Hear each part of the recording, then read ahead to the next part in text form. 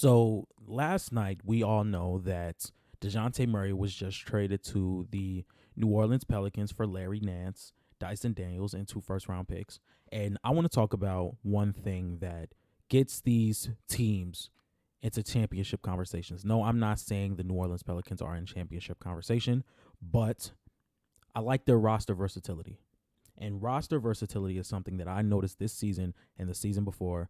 Basically, within these past 10 seasons of regular type of within these past 10 seasons of championships and championship teams, I noticed that there are teams that can give you 3, maybe 4 different lineups and still be a positive net rating while they're on the floor.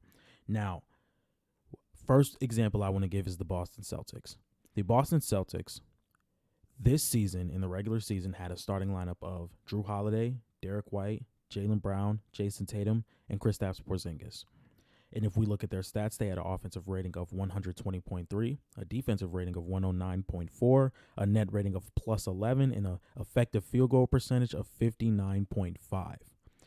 And we know the Boston Celtics went on to go 64-18, were the most dominant team in the league this year, but they also had guys who can come in and not mess up the flow of things, keep them in a positive net rating. And we talk about guys like Peyton Pritchard, Sam Hauser. We can't forget Big Al Horford.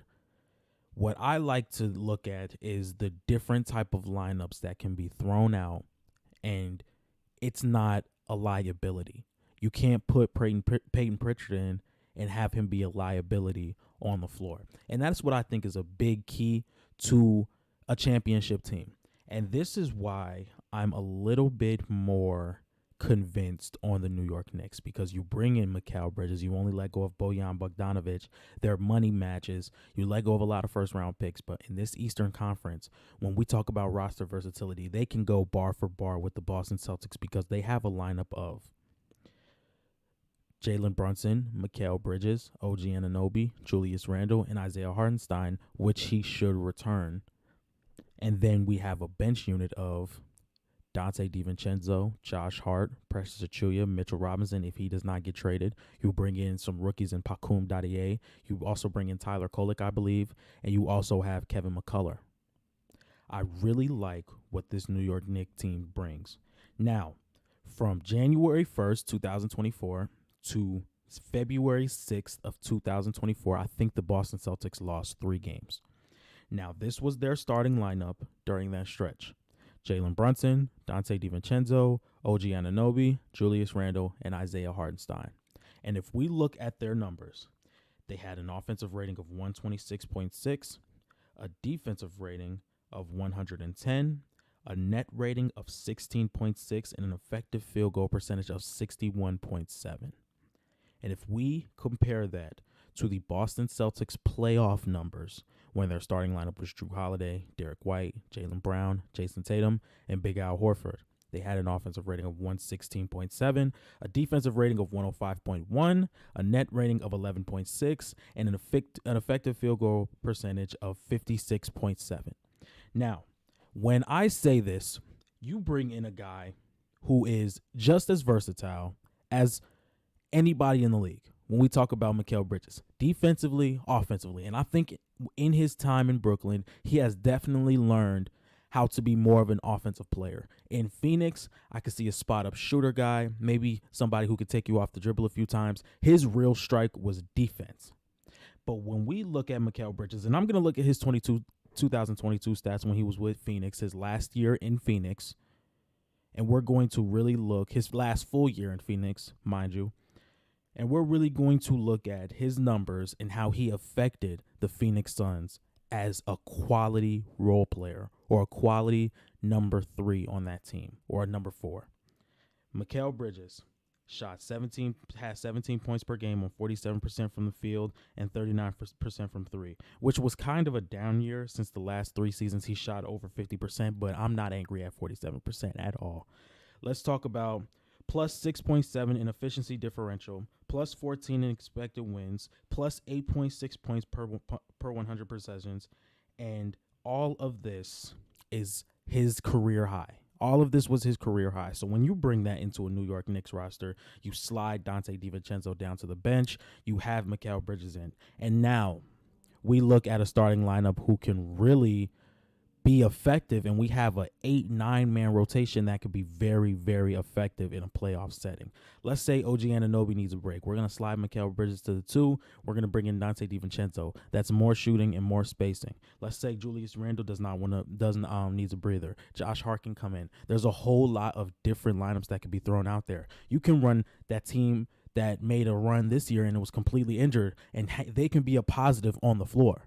They could be a positive on the floor. This is already one of the best offensive rebounding teams in the NBA. This is going to be one of the best defensive teams in the NBA. You have a whole lot of bodies that you could throw at anybody. You have Mikal Bridges, who's going to be guarding Jason Tatum. You have OG Anunoby, who's going to be guarding Jaylen Brown. You have guys like Deuce McBride, who may see some minutes on Donovan Mitchell, whether they see them. You could see OG Anunoby guarding Magic Johnson. I said Magic Johnson. You can see OG Anunoby guarding Paolo Banchero. Now, if you're wondering where I got the mix-up from, Paolo Banchero plays for the Magic.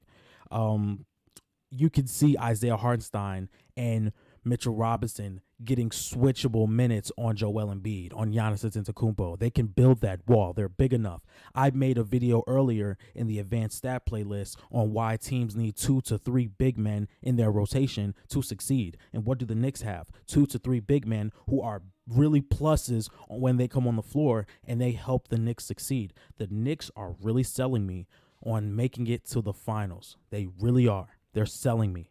They're selling me. You have Jalen Brunson, who I think was top 3 in points per game this year in the playoffs. Jalen Brunson can be your number 1 guy on the championship team. Do you know what concerns me the most about this New York Knicks team? Julius Randle. Julius Randle is not a plus playoff performer. He's not. His shot IQ is not the best, in my opinion. He does not take the best shots. You can question his effort at times, but I think he's going to have to sacrifice. He's going to have to make some type of sacrifice for this team to succeed. You're not going to be the 25-12 type of guy anymore. That's not your thing anymore. And we saw it most with the Boston Celtics. Jason Tatum sacrificed his numbers for the better of the team. He knew he's going to get defended the way he was in the finals, and he made plays for his team. And I feel as though that is the biggest sacrifice you can make. Will Julius Randle be able to do it? I think he can. I think if we look at the New York Knicks and it's like, look, we can win a championship this year, but everybody's going to have to be involved. Everybody's going to have to come in, and they're going to have to help. And I think that's what the New York Knicks can do. I think they have the coach. They have the number 1. They have the pieces around him. They have the defense. They have the rebounding. They check all of the boxes. Now, do I think they can beat the Boston Celtics in a 7-game series? Who knows?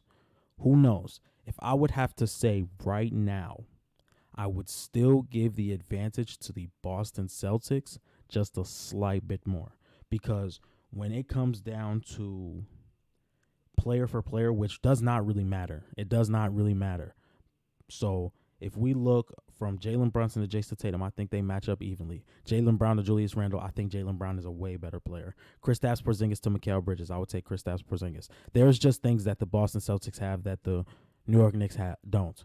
Like, do you really trust Julius Randle being able to guard the pick and pop with Kristaps Porzingis? Would you rather have Isaiah Hartenstein do it and now you have no protection down there? I don't know.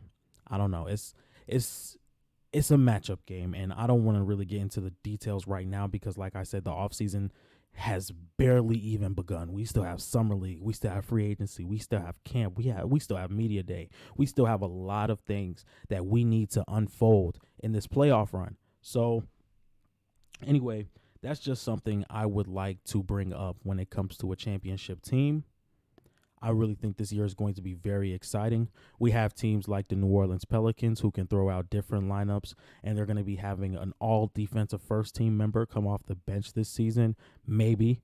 I think Herb Jones will be coming off the bench eventually, or he's going to spend some minutes starting. I don't know. The Pelicans also have a very versatile roster. The Denver Nuggets had a very versatile roster to the point where they could come in, and these guys were pluses. Reggie Jackson, Christian Brown, Peyton Watson. This is what makes championship teams. This is what makes championship teams, and I want you guys to remember that when the season starts.